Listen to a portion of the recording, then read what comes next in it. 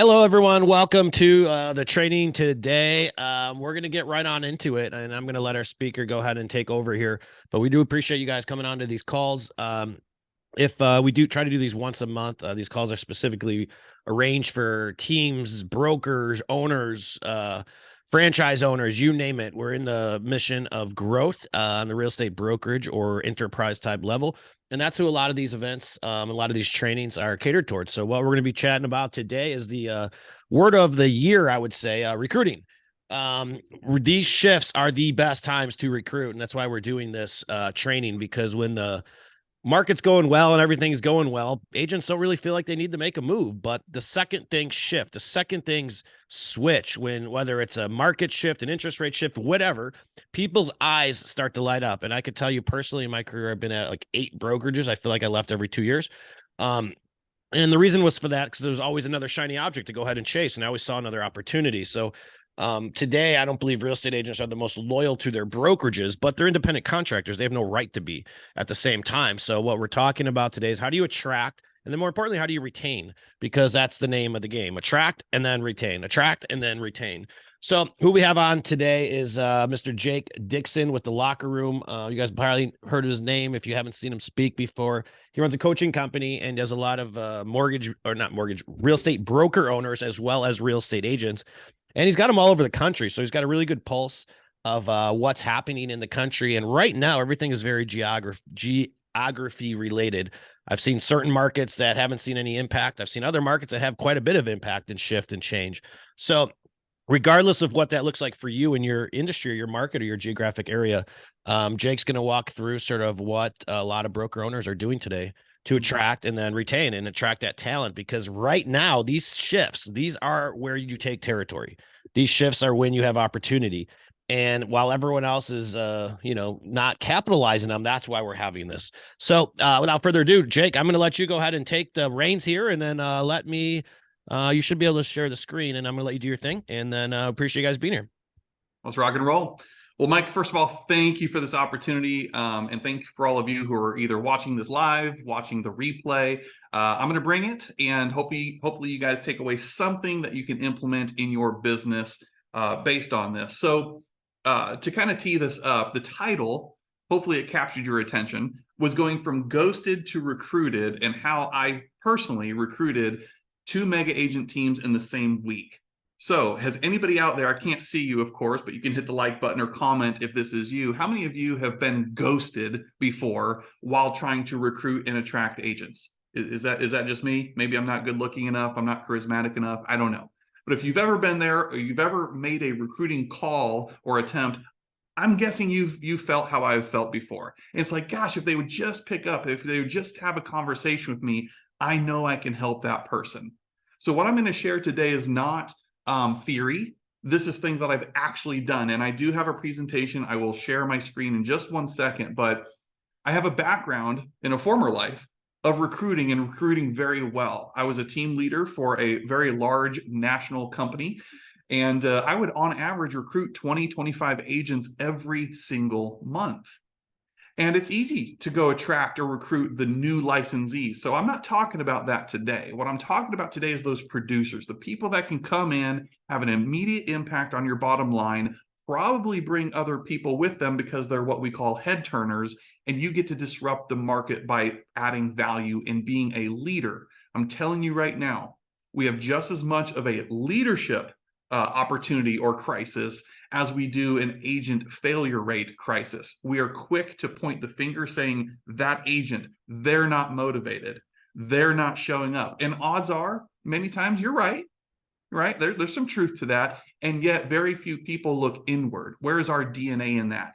People are out there looking for strong leaders. And I believe that's why you're here today, okay?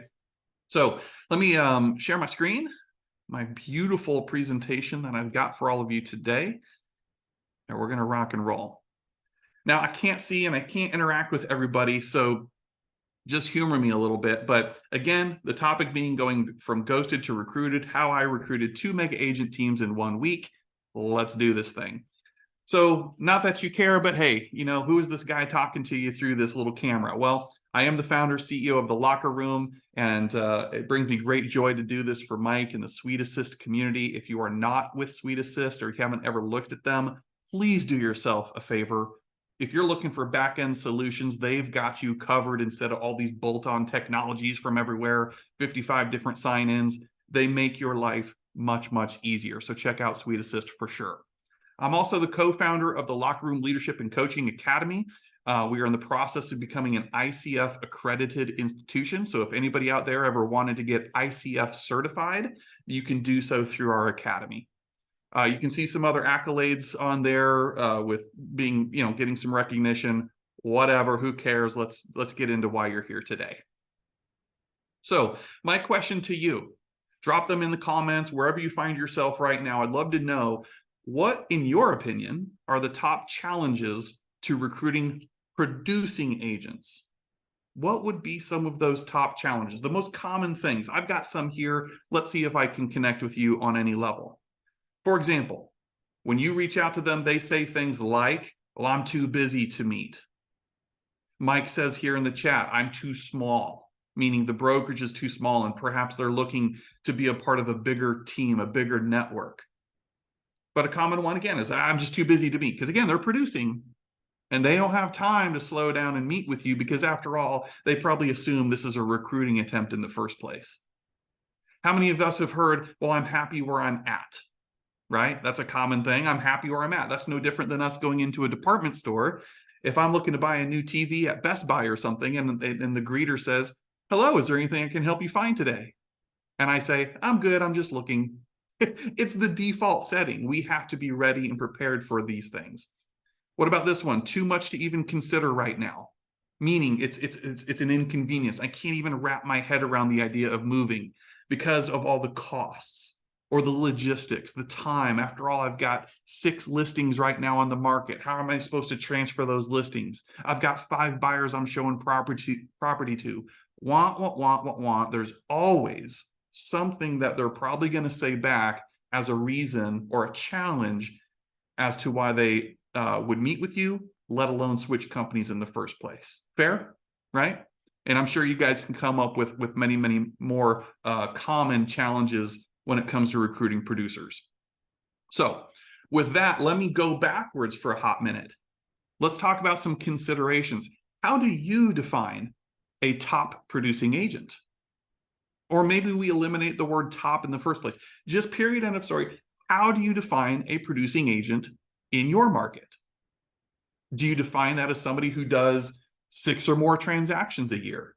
Is it based on a volume, right? I don't know, and I'm not here to get tripped up on everybody's unique definition. The point is, how do you define it? Because that in and of itself allows us to get really clear on the avatar or ideal client that we're looking to attract and recruit, and some of the techniques I'm going to share with you today. We're just setting the stage right here. Once you've defined what that looks like for you, then look, how many are in your market? Pull up the MLS. Maybe some of you use some of these other recruiting programs out there that pull this information for you. But how many of that person that you just defined exist in your market? And of those, how many would you like to be in business with? Because we're not out there just getting the volume and getting the units. I hope to God you're not doing that, because there's other intangibles at play here, like, are they a good human being that fits your culture? Okay. But let me ask you this hypothetical. Once you define who they are, you've seen how many of them exist in your marketplace, and of those, maybe with a highlighter, you're like, here's my would love to be in business with list. What would that look like? How would that change your life? How would that change your business if you recruited, I don't know, 10 of them this year? And for some of you, if 10 seems like a lot, it's just an arbitrary number picked from thin air. But I can tell you firsthand, my very first year as a team leader with this organization, I didn't know any better. I was basically told I'm not allowed to recruit dual career or brand new agents. All I could do was go after quote unquote cappers, which was like 2.5 or 3 million and above producing agents. Well, because I didn't know any better and all my energy and effort and focus went into doing that, my very first year I recruited 19. And apparently that was really good. That wasn't normal. I didn't know any better. I was just a young, naive guy who, was passionate and on fire. But 19 in my first year. So I don't know where you find yourself or how many are in your unique market. But if my example here of 10, you can't get your head around, I'm telling you, it's very possible. Very possible. And it can have drastic impact on the profitability and sustainability of your business, and being a place where producing agents, not just new, but producing agents turn to say, that's where I want to be. I want to soar with the eagles. I want to surround myself with other people doing what it is I'm doing or aspire to do, because a rising tide lifts all ships, right? So these are just things, again, setting the stage. We got to get clear on some of this stuff up front. Let me ask you this question. What do top producing agents care about the most? So we've already met what challenges or obstacles could get in the way. And it might be smart of me to have some objections or script handlers, things like that. And then I've asked you some things to consider, but what about this? What do top producing agents actually care about the most? Well, some of the things I came up with are, let's be honest, money, numbers, right? Numbers are the language of business. So if you're calling them saying, hey, I'd love to meet up for coffee, a producing agent is probably thinking, well, I don't care what you would love. I don't need another cup of coffee. They're thinking, what's in it for me? And what is the business conversation we would have so I walk away from this probable recruiting meeting still having something of value? And this is your opportunity, leaders, to brand yourself as a person of influence, a leader of leaders that they should want to follow, so they begin pursuing you instead of you having to constantly pursue them. What about this? Recognition. Do producing agents want recognition? Yes or yes? Okay. I mean, it's an obvious answer. What do they say? It's an old adage that says, when it comes to recognition, babies cry for it, and grown men die for it. Recognition. Everybody wants to feel special and recognized. What else is important to them? Growth, especially at the time of us doing this. Everybody is looking at, how do I grow my business? Not just to sustain it, but the ones who really get it understand that when a market contracts or everybody else is running scared, this is the time they swoop up market share. This is the time they swoop up mind share. So if you're not positioning yourself as a leader that gives them confidence that you can help them grow, and you're only feeding into the fear and the negativity that's out there, why would they come join your firm? Why would they join your team? Couple more. What else do they care about? Opportunities for their team, right? And leadership. I'm going to harp on this a lot. They care about leadership. So some of you, here's a popular or unpopular opinion. Again, I'm not here to make friends. You don't have to like me. I just speak truth from the perspective that I have. Some of you right now, you are utilizing only your compensation plan as your value proposition. That is a race to nowhere. There's always somebody who's willing to do it cheaper. Your compensation model is not your value proposition. There, I said it. If that's all you got, the same reason people join you is the same exact reason people will leave you, because they can go somewhere else for that next shiny object, that next big, great promise of how their comp plan or whatever is going to change their world. It must be rooted in something more sustainable, more long lasting. That's what truly makes you different, not how cheap can I make my firm and all these agents should come rushing in because we're the cheapest in town. To each their own. I'm just telling you from my vantage point what I see out there. You're competing on the wrong thing. Compete on being an amazing leader versus trying to compete on splits and fees and different things like that. Okay. Anyways, so you guys again come up with your own, but that's just a sample of some of the common things that I often see producing agents, top producing agents especially, care about the most. So if we can all agree to an extent on that, I want to share this with you. This is a visual, the 5 steps to recruiting, and this is all going to lead us into what I have to share with you today that's very crunchy, it's very applicable, so hang with me here. 5 steps to recruiting. This is the recruiting ladder. listen for who they think you are. So if we look at this stair step, this ladder, we all start on the bottom. They all think of you as the recruiter. Yeah, your title is broker owner. Yeah, your title is director of career development. It doesn't matter. When you're reaching out to them, it is met instantly with skepticism. And they're like, I know what you're trying to do. Let's not BS each other. You are the recruiter. I know you're trying to recruit me. So what can we do to get past that? Right? The next level up is, okay, fine. Yes, I am trying to recruit you. Maybe if you're recruitable and if we align as values and belief systems and all of that. But I need you to see me as more than just the recruiter. I need you to also see me as somebody who's authentic and caring. And on top of that, I need you to see me as somebody who's knowledgeable. And on top of that, I need you to see me as your coach or a person who can pour into you and grow you and develop you like a coach. And then the tippity top is the dream maker. It must go like in this chronological order. I can't go from recruiter to coach. Okay. I've got to figure out a way to demonstrate and exhibit with a little patience that I'm portraying and authentically living this order of operations. Okay. You must stand on the step above them and lead them to you. It's one thing to be a good slick talking recruiter with all the objections, script hand, things in the world, but it's all empty. It's slimy to them if they don't also see you as somebody who's authentic and caring. But just because you're a good person, and yeah, I accept the fact that you're trying to recruit me, still doesn't compel me to want to meet with you. Check this out. They must see you at a minimum on stair number 3 to agree to meet with you. That is where they will agree to meet with you. So if you're calling or trying to meet with agents right now and they don't see value in meeting with you, they could keep putting it off or just ignoring your calls altogether. It's probably because they see you as a recruiter and at best somebody who's at least authentic and caring. But if you haven't demonstrated that you're also knowledgeable, they will not meet with you. They meet with you when you're on step 3. They join you when you're on step 4, and they will never leave you when they see you on step 5. That's been my experience.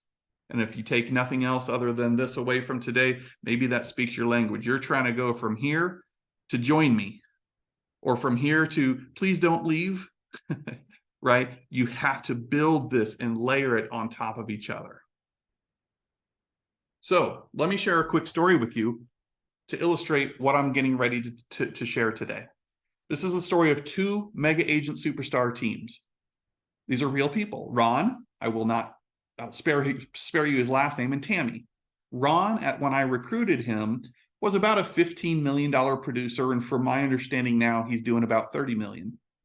Tammy, when I recruited her, was a little bit above that, somewhere around 18 million, and she's now doing 50 plus million, okay? I recruited both of them in the same week. How? Well, that's exactly what I'm going to share with you today, okay?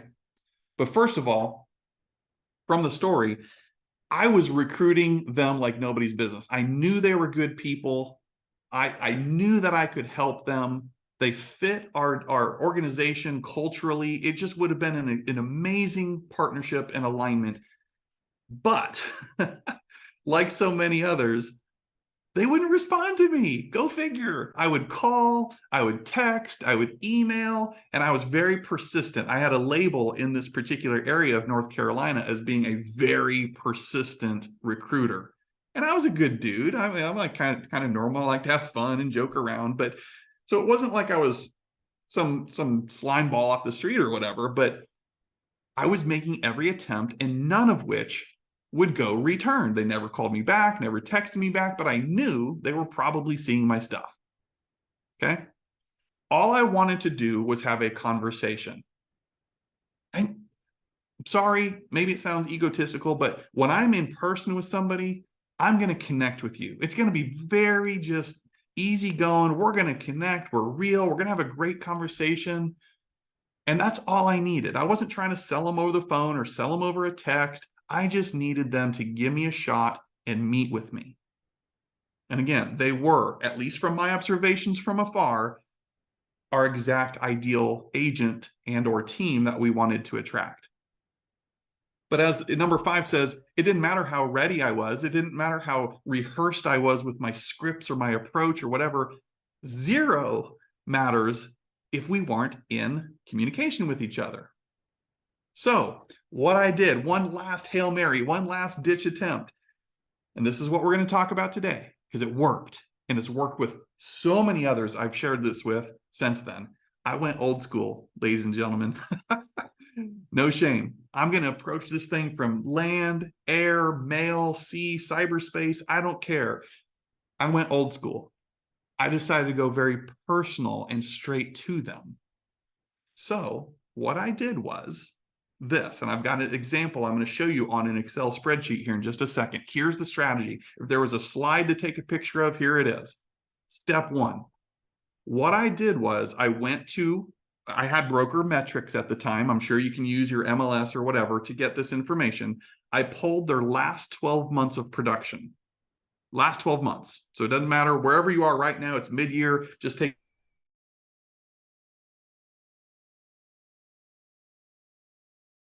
the rolling 12 months. This is all important stuff here. I determined the average sold prices and or average GCI. So for example, this printout report could say, hey, in the last 12 months, they've closed 8 listings and 6 buyer sides. So I just took the 8 listings and the information was just right there in front of me. 8 listings for 5 million in volume. 6 buyers closed for 4 million in volume. Okay, didn't matter. All I'm saying is I had the information, so I divided the volume by the number of sides for listings and the volume divided by the number of sides for buyers. That gives me an average sales price per side. Then I just go one extra level. I get it, commissions are negotiable, but just humor me. I took that average sales price, reasonable commission rate. Maybe it's 2.5% in your area, 2.8%. Who knows? Be conservative if anything. But that gave me an average GCI per transaction per side, listing or buy. This will all make sense if I'm losing you because I have an example. What that now allows me to do is I can establish a gap. There's something called lost opportunity income, LOI. This is very different from how all the other recruiters are trying to get people to meet with them because I am using their business and numbers, which are the language of business, to show them that I am a leader. This is my flex, okay? I am a leader who knows business. I'm studying yours. Let's get together so we can talk about what I'm going to show you today.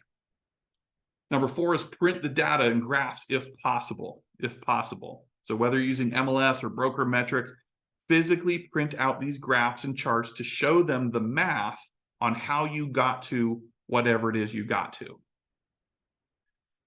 From there, I can write a handwritten note. This is all going to come together, I promise. Write a handwritten note. I'll give you an example of what that can sound like. You stuff all of this information in there and mail it to their home address. So Jake, this isn't making sense. Please help me. I got you. So hopefully you can see this. I know, don't freak out. And it's an Excel spreadsheet. Here's an example, and I'll come back and show you so it all adds up. Let's say it's Agent Sally. I know Agent Sally. I want to recruit her to my company. She won't answer my calls. Here's her last 12 months of production. She had 4 listings closed for 1.175 volume.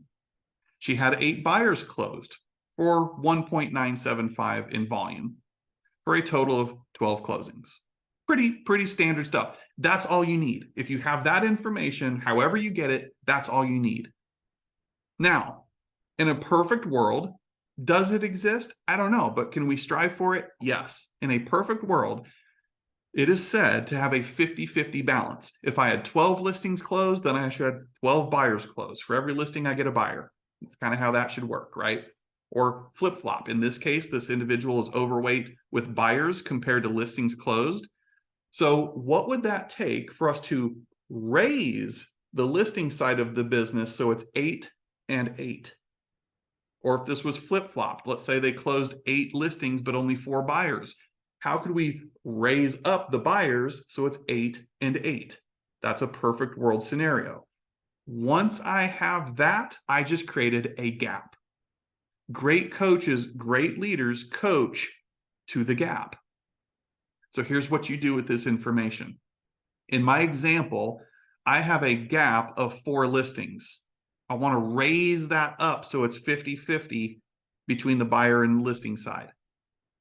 Now, let's say by taking 1.175 million divided by 4, that puts me at an average listing price of $293,750. Got it. If I assume the average commission rate in my example here, that is an average of 73.43 GCI per listing sold. Then I'm going to do the same thing on the buyer side of the business. I'm going to take the volume divided by the number of units. That puts me at 246,875 as the average sales price. I'm going to apply the average commission to that as well, which hypothetically puts me at 61.71 as the average GCI per buyer side transaction. Are you seeing what I'm doing here? This is not complicated stuff. But here's the magic. Here's the secret sauce. Here's how I literally recruited 2 mega agents, $30+ million of volume in 1 week after going from ghosted to now recruited and landed in our organization. I was able to show them, and this is all in chicken scratch. What I'm doing right now on an Excel spreadsheet, I did in chicken scratch on a piece of paper that I stuffed in a card and sent it to their home address. I was able to show them, hey, what would an extra $29,375 do for you this year? Is it worth us meeting for 30 minutes so I can show you how I can help you make an extra 30 grand? You're leaving it on the table right now. That speaks their language. Whoops. Those are the things that they actually care about. All this fluffy stuff of let's have a cup of coffee, you're wasting their time and yours. But when I can speak numbers and show them something like this that's left on the table, and I use choice words like this script I have below that I will read in just a second, I'm hitting the points. Are producing agents competitive? Yes or yes? Do producing agents love recognition? Yes or yes? Do they love making money? Yes or yes? I'm hitting on all the points here. And the trick is, and I want you to hear this, leaders, from both sides of my mouth, the odds of their broker or their leader talking to them, analyzing their business like I am, what's the odds of that happening? Not good. Not good. So instead of Jake, who's just another recruiter, just another recruiting call, when I use numbers and I speak the language of business, that might make them pause. And when I can probably bet that their own broker is not having this type of conversation, pointing out these things, and I am, my job just got easy. My job is to stay in relationship long enough until their own broker screws up and I'm the first person they call. That was my philosophy, and it worked. So here's a script, an example of a script. When you have all of this information gathered, you can show them the math of how you got there. Keep in mind now, they're not picking up your calls, they're not returning your texts. I'm going old school. I'm writing a handwritten note, stuffing this information inside of it, and sending it to their home address. Maybe that card says something like this. Hey, agent, congratulations on all of your success over the past 12 months. I was just reviewing your business and identified an opportunity that could help you add an extra $29,375 to your bottom line that you're currently leaving on the table. Give me a call so we can review some strategies that would help put an extra $29,375 in your pocket this year. I'm excited to swap ideas and share with you what some of our agents are doing to get more listings in this market. Talk soon, Jake. Something like that, handwritten note. Don't type it, handwritten, okay? Then you include these printouts. It can be chicken scratch, it can be whatever, showing the lost opportunity income and the math of how you were able to calculate it, just like I'm showing you here. That is exactly how they went from ghosting me to recruited, because both of them in that literal same week after they got this, they called me. They said, Jake, I've been getting all your stuff. Okay, you got me. I'm ready to meet because I can't believe I'm leaving that much money on the table. Even though I know you're probably trying to recruit me, I got to meet. That was paraphrased, but basically what they said. Okay. So let's go back here and review very quickly. I told you, I just showed you in that example, but here again is the sequence. Pull their production, last 12 months. Determine the average sold prices and the average GCI. I just showed you how I did that. Then, and this is the special part, then establish the gap. Keep in mind, great leaders, great coaches coach to the gap. So the people who say, I'm happy where I'm at, I love my broker, blah, blah, blah. When I coach to a gap that I helped create, I just found a weakness. I just found a pain point. Maybe things aren't as perfect and rosy as they make it out to believe. Then I'm going to print out that information. I'm going to show the math or scribble it on there, whatever you need to do, and fold that up and include it in my handwritten note. That's as simple as it is. Now, this last piece, mail it to their home address. Why would I do that? You guys are smart. You're leaders. You know why.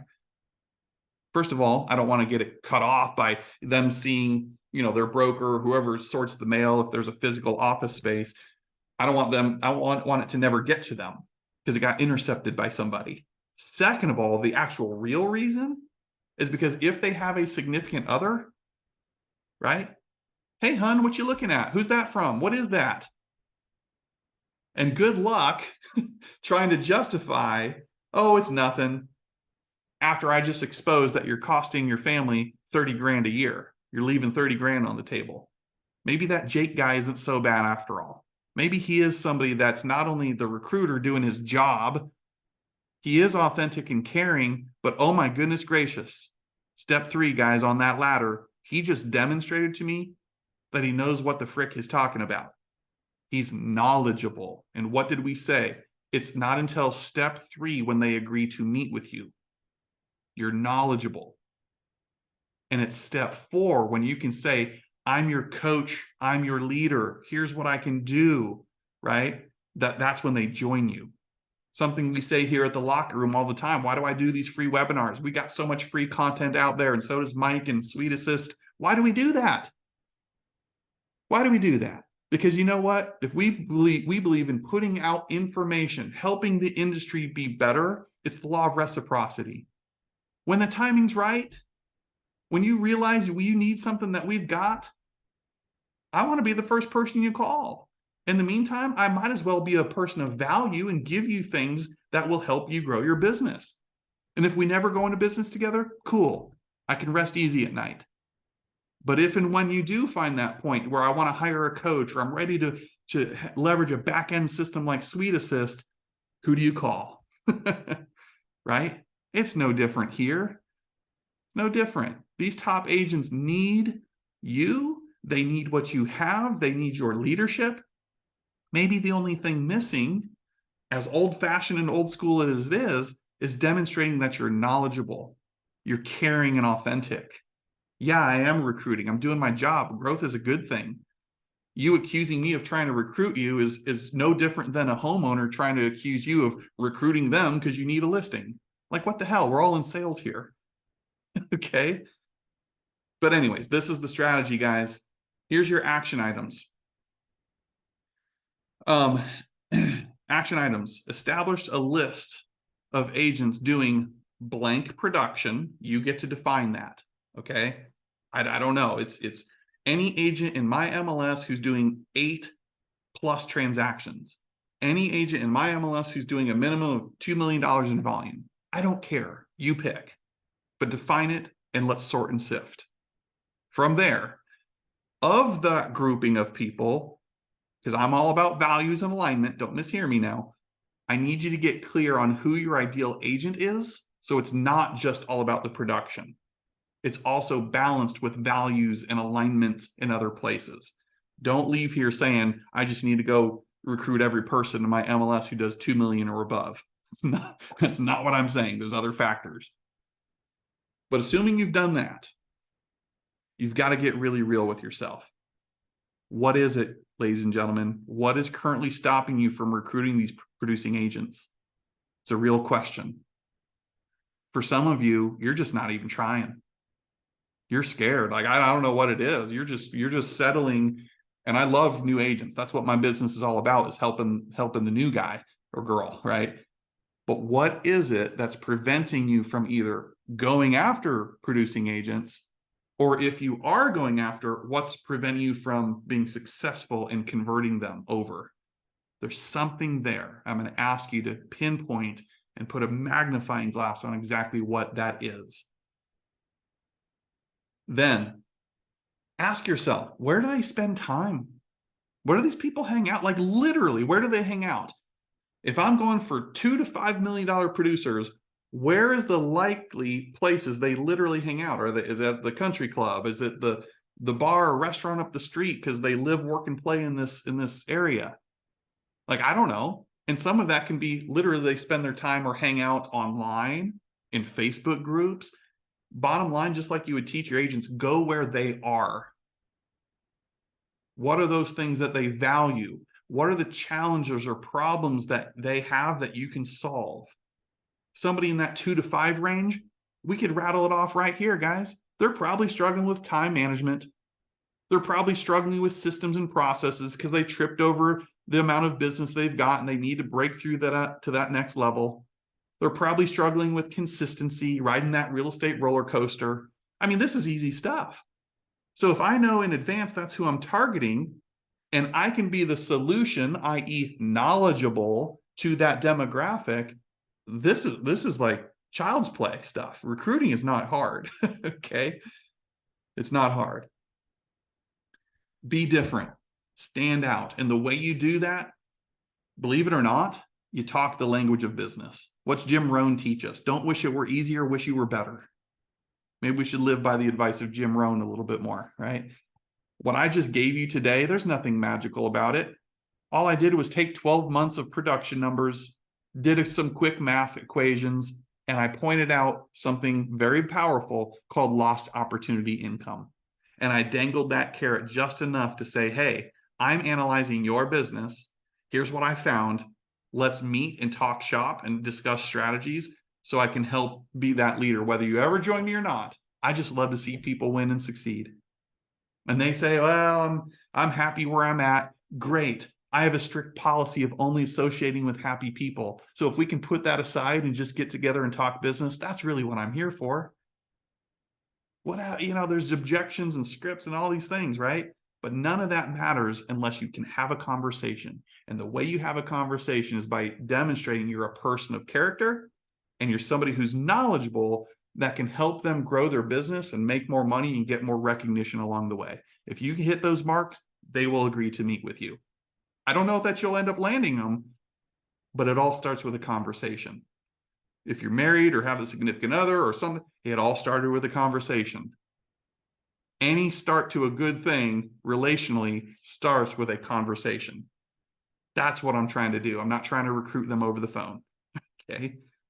So my call to action for you as it relates to this is I'm going to challenge you to take this formula, take this strategy, super simple. You can't convince me you don't have the time, and try it out this week. Send 5 letters this week with those production breakdowns and see what happens. I can't promise you the result, but I can promise you the result if you don't do this. And here's a scare tactic. If not you, somebody else will. When I said earlier, listen to me out of both sides of my mouth, what I was saying is this is very much a growth strategy. Absolutely. I'm living proof of this. And so many others that I've helped. I could cite example, Eric Hansen down in Florida. Incredible. But don't miss this either. It's also a powerful retention strategy. You have to re-recruit your own agents. If this exposed a gap for you today, saying, holy crap, what if somebody did this for one of my agents? Am I talking to my agents about their business in this manner? Now that just got real. Because if you're not, don't be naive. Somebody else is. Don't neglect your own agents and have an open door in the back just to get this new agent to come in. Like, close the back door. What great practice is this to have these conversations with your own agents first, to get the skill set, nail that delivery, nail the conversation, and get out there and now do it with those superstars that you would love to see working with you at your firm. So, growth strategy, absolutely, but I wouldn't be doing my job today if I didn't say there's a whole retention piece to this, that if you're not doing this with your own agents, assume somebody else is, and that leaves you vulnerable. Okay, not a great place to be. So who's going to go out there and do this right now? Who's going to do 5 letters this week? It might take you, I don't know, 30 minutes. Do the lost opportunity income calculations, write your own little personal note. I gave you a script or an example of what that could sound like, and I'm happy to make all this available. I'll give it to Mike. I can give you the slide deck. I can give you the Excel document that I shared. But the last thing, you guys, I'm big on action takers. Mike gave me permission to do this. There's a QR code, I guess we call these things these days, or you can be old-fashioned like me and go to the website. We have an event coming up in August 10th, 11th, and 12th in Orlando, Florida. We've got some amazing keynote speakers, coaches, presenters. It's going to be incredible. If you're a broker owner, I'm going to encourage you and or your agents to look into this. It's going to sell out. We still have some tickets left, but it's August 10th for the agents, August 11th for agents and broker owners and leaders together. And then August 12th is just an exclusive day for the leadership. You can go to tlrnation.com/breakthrough event, tlrnation.com/breakthrough event. See all the details, see the agenda. All I'm saying is check it out. It's my job to educate. It's your job to, from there, to do take action on it. So that's what I've got for today, Mike. How do we do out there, man? Well done. I want to mention a couple of things that I saw in the presentation. You don't recruit anyone, you attract them all.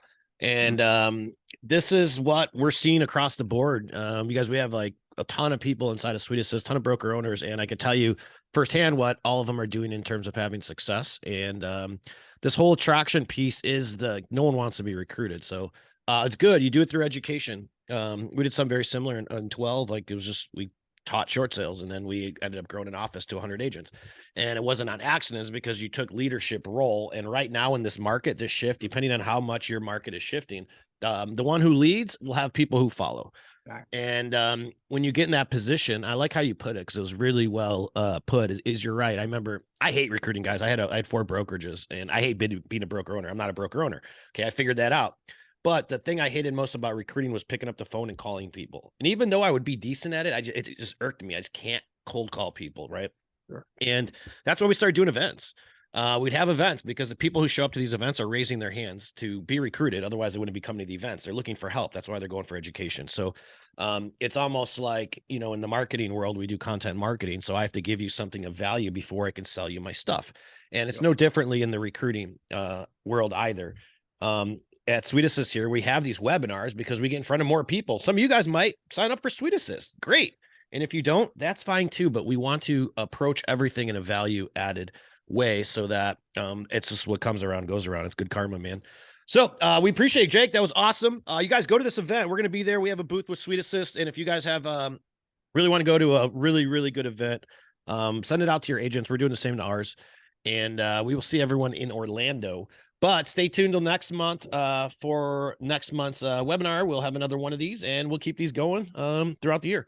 Jake, pleasure. Thank you very much. That was awesome. Thank you. Very well put. And I think that that letter, I had one question for you. That letter, do you have a template of that, or what does it look like? And is it just sort of...